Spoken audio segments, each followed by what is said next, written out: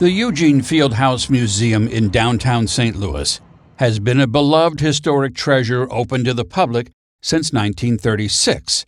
It was the first historic house museum in the city. But Google it today, and you'll get some disappointing news. It was Christmas Eve, December 24th. I received a call from the alarm company saying that there was a motion sensor that went off on the third floor of the historic house. So I said, come down, check it out. And when I came in, everything seemed somewhat okay until I made it over to the historic house, where we had quite a bit of water coming through the entire place.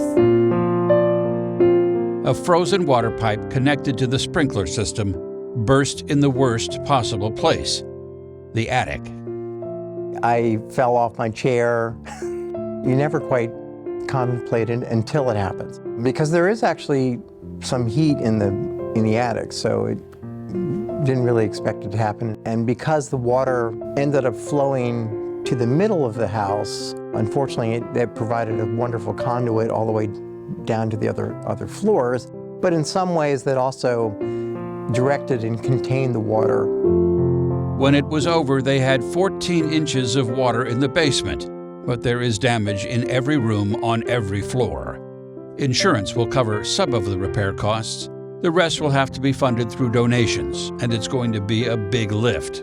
With the total price potentially as high as $500,000, some might think it is too expensive to save. But those who know its history believe it is too important to lose. So who was Eugene Field? Eugene was a fun guy.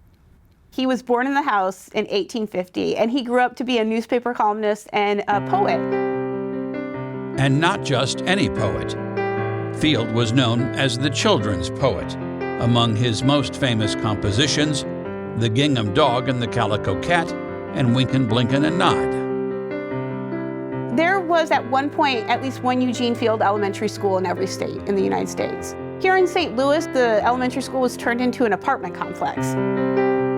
The house was restored in the 1930s to honor the memory of Eugene Field. But it is also designated as a National Historic Landmark because of Eugene's father, Roswell Field, the St. Louis attorney who represented Dred Scott, the enslaved man who took his fight for freedom all the way to the Supreme Court. We get a mixture of everything. We get historians to people just looking for something fun to do downtown. And because Eugene loved toys, we have a large toy collection as well. But that toy collection is not quite as large today, because when the pipe burst, some pieces were damaged beyond saving. Others just need a facelift, or at least a good cleaning. Those that can be saved, along with all the rest of the contents from the historic house, are now stacked in the hallways of the museum's new wing, which opened in 2016 and is still open today. Ironically, the historic home's old age is part of the reason why much of the damage is only cosmetic. You've got much better wood that was used in 1845 than you can get now. As long as you dry it out properly, it's going to be okay. Having to take down parts of the damaged plaster has revealed even more artifacts and some unknown history, including evidence of a fire. No, this is not our first disaster. We've been here since 1845, and we're going to be here for a long time to come because the stories here are so important. And I know sometimes people would say, oh, it's just another old house, but it's more than just an old house. We give space to our history, and St. Louis has such a great history that we want to make sure that that's maintained.